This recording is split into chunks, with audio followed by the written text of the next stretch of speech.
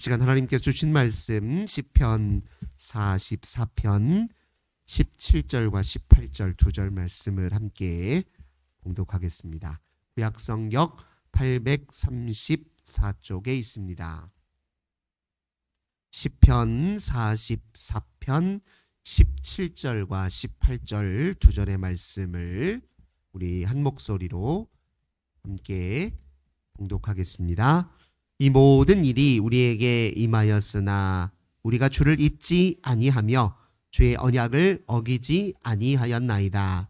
우리의 마음은 위축되지 아니하고 우리 걸음도 주의 길을 떠나지 아니하였으나. 아멘. 오늘도 주님과 함께 하루를 시작하시는 우리 모든 성도님들, 하나님께서 성령의 충만함 주시고 하늘의 평화와 기쁨 가득 부어주시길 주님의 이름으로 간절히 기원합니다. 오늘 본문 말씀 통해서 위태로운 상황 중에도 견고한 신앙, 이런 제목으로 함께 은혜의 말씀 나누겠습니다. 오늘 시편 기자가 처해 있는 상황, 그 상황을 우리가 어떻게 정리할 수 있느냐? 그를 지금 괴롭히고 능욕하고 모멸감을 주고 수치감을 주는 사람들로 이제 둘러싸여 있는 상황입니다. 우리가 겪는 모든 괴로움 중에 인간관계 속에서 겪는 괴로움들이 있죠. 나와 잘 맞지 않아서, 때로 의견이 충돌해서, 때로 이해관계가 있어서, 또 갈등이 생겨서 여러 가지 이유로 우리가 인간관계 속에서 괴로움을 겪을 때가 참 많은데요. 그 중에서 우리의 자존심을 해치고 우리의 마음을 상하게 하는 사람들이 있습니다. 그들 상황 속에서 우리가 모멸감도 때로 겪고요, 수치심도 겪죠. 오늘 시편 기자가 지금 그런 상황 속에 처해 있었던 것 같습니다. 그래서 그가 오늘 고백하기를 15절 16절에 나의 능력이 종일 내 앞에 있고 수치가 내 얼굴을 덮었다, 이렇게 표현합니다. 나를 비방하고 욕하는 소리 때문이요 나의 원수와 나의 복수자 때문이다, 이렇게 이야기를 하고 있습니다. 이런 상황에 덧붙여서 또 시편 기자가 무엇을 지금 경험하고 있느냐? 23절 건너뛰어서 보겠습니다. 주여 깨소서 어찌하여 주무시나이까? 그렇게 괴로움을 겪는 상황 중에 하나님이 잘 감추어서 나타나지 않는 거예요. 전면에 등장하셔서 나를 돕고 내 편이 되어주시고 그러지 않으시고 지금 자신을 감추고 있는 것처럼 느껴요. 이건 하나님이 마치 부재하신 상황이죠. 하나님이 안 계신 것 같은 느낌에 또 사로잡혀 있는 것입니다. 그러니까 이중고를 겪고 있는 것이죠. 한편으로는 자기를 능멸하고 자기에게 모욕을 주고 수치를 주는 사람들이 있어요. 그들 때문에 괴로움을 겪습니다. 그런데 내 편이 되어 주셔야 할 주님께서 보이지 않아요. 자기 모습을 감추신 것 같아요. 안 계신 것 같은 그런 하나님 부재감이죠. 하나님의 부재감 속에, 그런 상황 속에 지금 처해 있습니다. 이렇게 이중고를 처해 있는 그 시편 기자가 그 상황을 어떻게 극복하고 넘어섰는지, 그런 상황 중에도 어떻게 주님을 더 의지할 수 있었는지 본문의 시편의 기자의 고백을 한번 들어보십시오. 그가 뭐라고 얘기하냐면 17절입니다. 이 모든 일이 우리에게 임하였으나 우리가 주를 잊지 아니하였다, 이렇게 얘기합니다. 주를 잊지 않았다는 말이 무엇을 뜻하냐면 평소 주님을 잘 늘 기억하고 늘 회상하고 주님을 떠올려 살았던 그 삶이, 그 마음의 습관이 이렇게 위태로운 상황 중에도 여전히 그대로 그 기억이 유지되고 지속되었다, 이런 뜻이에요. 평소 주님을 자주 회상하고 기억하지 않았던 사람들은 위기의 상황 속에 절대 주님을 떠올릴 수가 없습니다. 금세 주님을 잊어버려요. 주님이 안 계신 것 같은 느낌까지도 더해지고 있는 상황인데 굳이 주님을 찾아야 될 이유도 없는 것이죠.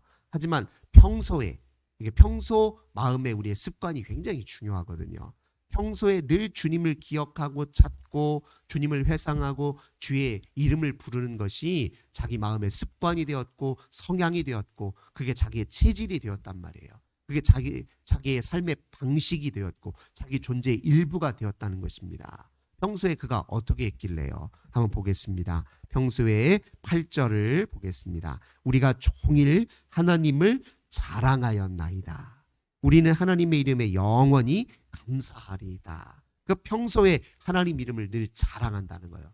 그 앞에 누구 앞에 서더라도 주님은 나의 편이시고 나를 사랑하시고 주님은 우리를 건져주시는 분이고 주님은 우리를 보호하시며 그의 이름은 영원히 찬송받기에 합당하신 분이고 늘 이렇게 주님을 자랑하고 기억하고 회상하고 또 주의 이름을 높여 찬양하는 것이 그의 삶의 일부가 되어 있었다는 것입니다. 그래서 이렇게 위기의 상황 속에서도 자동적으로 주의 이름이 떠오르는 거예요. 느낌적으로는 주님이 안 계신 것 같은데 상황으로는 최악인 것 같은데 사방풀방 어디를 둘러봐도 내 편이 없는 것 같은데 그런데 마음에서는 계속 주님을 찾는 거예요. 자꾸 주의 이름을 부르는 거예요. 우리 모두도 이런 신앙의 경지에 이르시기를 주님의 이름으로 기원합니다. 이 시편 기자가 이렇게 나오니까요. 뭐라고 지금 고백하냐면 지금 저 원수들이 나를 애워싸서 나를 욕하고 비방하는데 그걸 어떻게 표현하고 있느냐 이렇게 표현합니다. 10절 보겠습니다.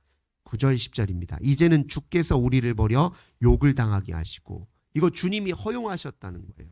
주님이 이렇게 하셨다라고 고백을 해요. 저 원수가 그렇게 하는 게 아니라 주님이 그걸 허용하시고 주님이 그렇게 하도록 내버려 두셨다는 거예요. 10절도 주께서 우리를 대적들에게 돌아서게 하시니 11절 주께서 우리를 잡아먹힐 양처럼 그들에게 넘겨주셨으니 주께서 주의 백성을 헐값으로 파셨으니 그러니까 주체를 주님으로 다 바꿔서 얘기하는 거예요. 저 원수가 아니라 저 못된 사람이 나를 그렇게 한 게 아니라 주께서 나를 그렇게 하도록 내버려 두셨다 이 얘기입니다. 저는 이 말씀이 이 고백이 어떻게 들리냐면 주님이 허용하셨으니 주님이 다시 이 모든 것을 정리하고 바로잡으실 수도 있지 않습니까? 이런 고백으로 들려요.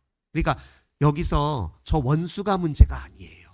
주님이 나를 도우시고 주님이 상황을 정리하시고 주님이 바로잡으시고 주님이 다시 나에게 나타나시고 임재하시면 모든 일 다 해결된다는 거예요.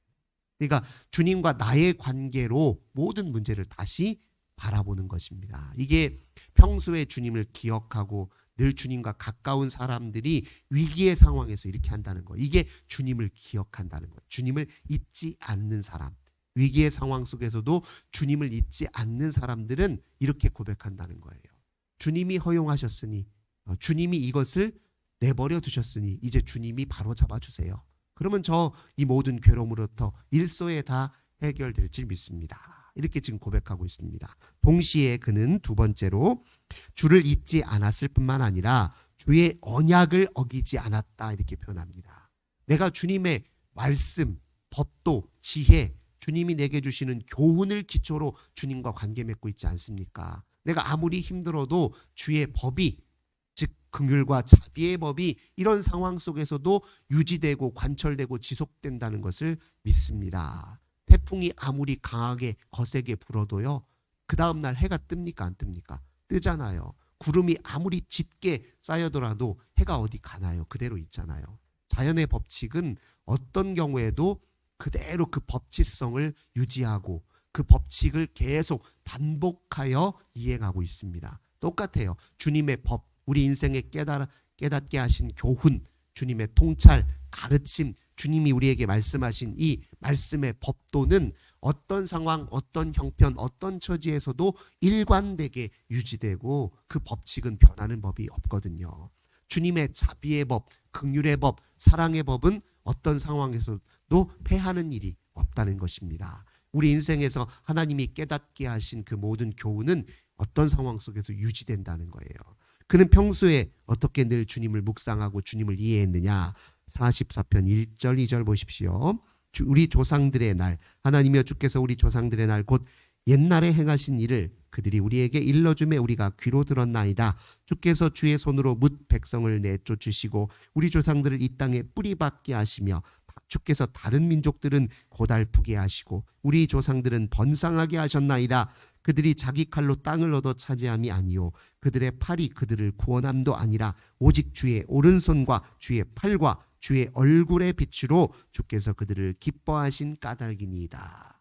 주님은 건지시는 분이고 구원하신 분이라는 것, 이것은 일관되게 우리의 조상들의 모든 인생의 여정, 우리 앞선 선조들의 역사 속에서 그대로 다 드러난 것 아닙니까? 그 역사가 어디 갑니까? 오늘 내 상황 속에도 나의 삶에도 반복되고 그대로 이어지는 것 아니겠습니까? 우리를 구원하시려는 주님의 의지가 어디 사라집니까? 여전히 그 의지는 우리에게 계속되고 있음을 믿습니다.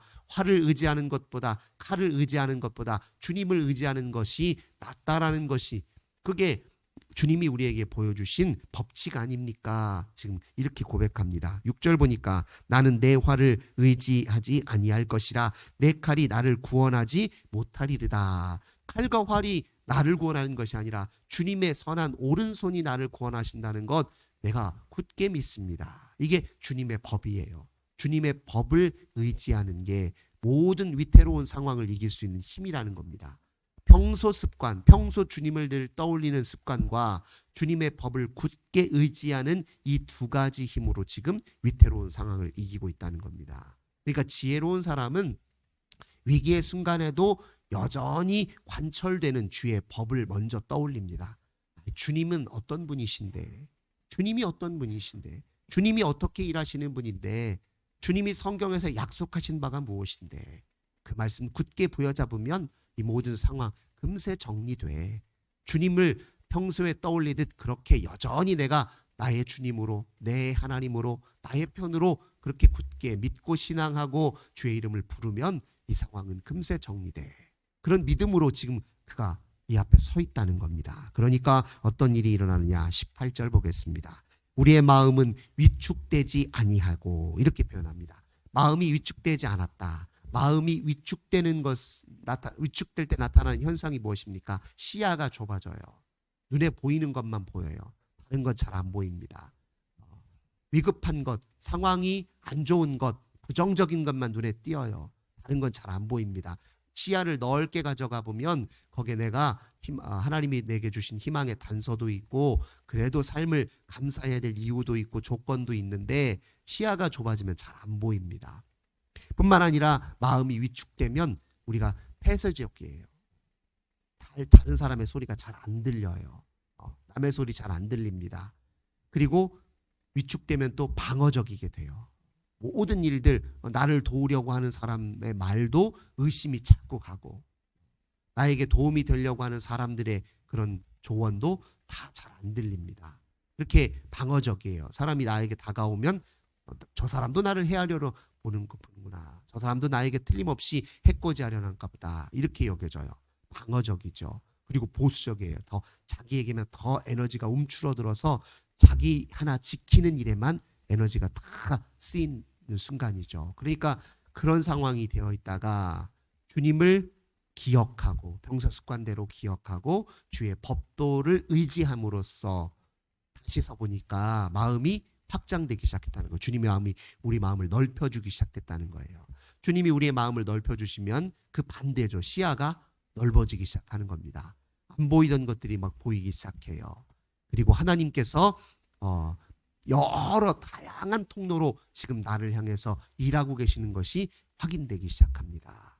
주님이 지금 나를 도우시고 계신다는 사실이 눈에 띄기 시작해요. 그런 일들이 바로 마음이 넓어질 때 일어나는 일입니다. 그럼 좀 더 포용적이게 되겠죠. 그리고 에너지가 자기에게 응축되어 있다가 이제 그것이 이제 밖을 향해서 드러나기 시작합니다. 자기중심적이고 자기만 고집하는 것이 아니라 남의 이야기도 좀 들리기 시작하고, 다른 입장에 서보기도 하고, 다르게 생각해 볼 여지도 생기고, 이런 게 이제 마음이 확장될 때 나타나는 특징 아닙니까? 그러고 나서 두 번째로 또 우리 걸음도 주의 길을 떠나지 아니하였다, 이렇게 표현합니다. 걷는다는 것, 걸으려고 하는 의지가 있고 걸으려고 하는 의도가 일어나야 걸을 수 있는 겁니다. 근데 그전에는 옴짝달짝 할 수 없었어요. 사방이 나를 둘러싸고 원수가 나를 둘러싸고 있어서 어찌해야 될 바 몰라, 어떻게 해야 될지 몰라 이러고 방황하고 있고, 그리고 옴짝달싹 할 수 없는 상황이었는데 주님을 기억하고 주의 법도를 의지하였더니 마음이 확장되고 걷고자 하는 충동이 일어나고 걸으려고 하는 의도가 생기고 걷고자 하는 의지가 생겼다는 겁니다. 근데 그때 생기는 그 걸음은 어디로 통하느냐? 주의 길로 통한다는 거예요. 주의 길로 통하고 주님이 기뻐하시는 곳으로 내 걸음이 옮겨지기 시작했더라. 이렇게 지금 시편 기자가 고백하고 있습니다. 우리도 역시 마찬가지입니다. 주님이 안 계신 것 같고 모두가 다 나를 해하려는 상황인 것 같고 최악인 것 같지만, 그러나 평소 늘 주님을 찾고 기억하는 사람들에게는 그 순간에 주님을 더 주의 이름을 더 절실하게 내 마음으로부터 부르고 찾고 구하는 일이 일어나기 시작합니다. 동시에 주의 법도를 더욱 의지함으로 그 순간을 잘 이겨낼 수 있다는 사실을 우리가 다시 한번 마음에 기억하시길 바랍니다. 위태로운 상황 중에도 견고한 이 신앙을 유지할 수만 있다면 우리 생에 늘 어떤 순간에도 감사와 기쁨과 찬송을 부르며 주님과 함께 승리할 수 있음을 굳게 믿으시는 저 우리 모든 성도님들 되시길 주님의 이름으로 간절히 기원합니다.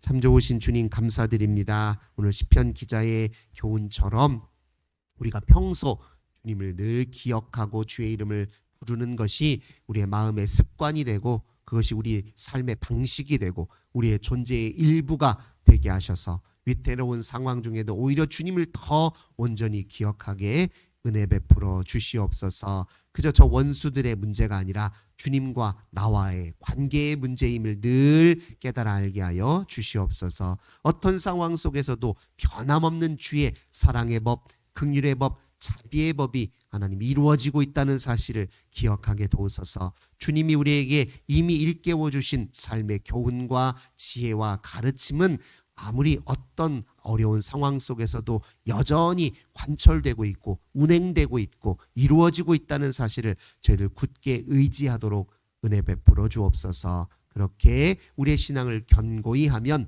우리가 마침내 주님이 우리의 마음을 넓혀주시고 우리의 걸음을 주께로 인도하신다는 사실을 깨닫고 경험할 수 있음을 우리도 시편 기자와 함께 고백하게 하옵소서. 주 예수님의 이름으로 간절히 기도드립니다. 아멘. 우리 환우들을 위해서 기도하겠습니다.